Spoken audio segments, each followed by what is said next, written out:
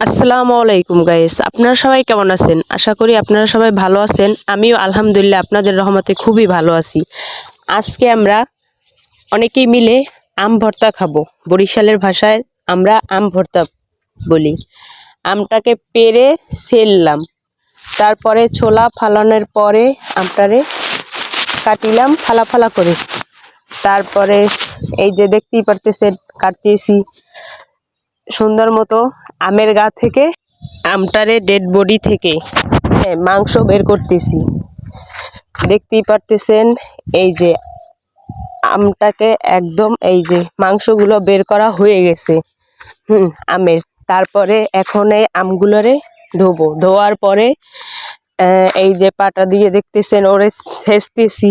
হয়তো বা অনেকেই আম কুচাইয়া বা ই করে তারপরে বানান, কিন্তু আমরা শেষে বানাই যাতে স্বাদটা অনেক বেশি ভালো হয়। এই যে দেখতেই পারতেছেন আমার আম্মাজান আম ছেঁচতে আছে।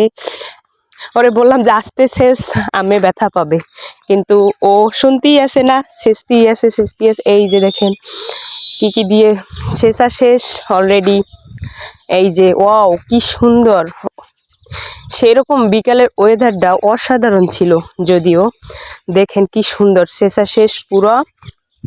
তারপরে এখন একটা ভিডিও করলাম। এই যে এগুলো দেখলে কার না জলে লোভ এসে, কার না মুখে পানি এসে চলে না আসে।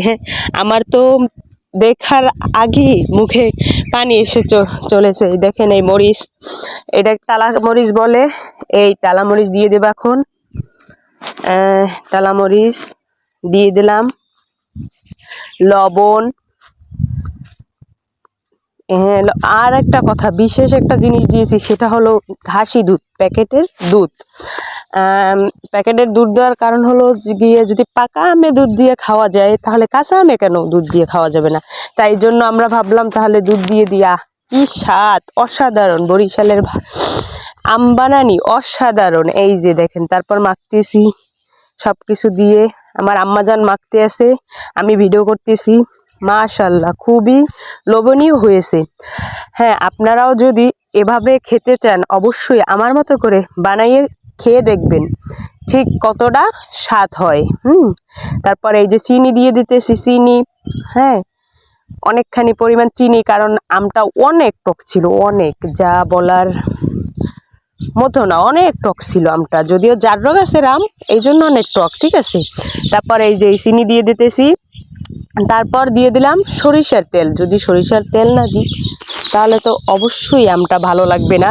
বানানিটা তৈলের কারণেই বেশি ভালো লাগতেছে। হ্যাঁ, মাশাআল্লাহ, খুবই লোভনীয় হয়েছে, অসাধারণ। ওয়াও! আর মাখানোটা তো পুরাই সেই। এই যে মাখানো শেষ, তারপরে আমরা খাবো। এখন আমরা তো অনেক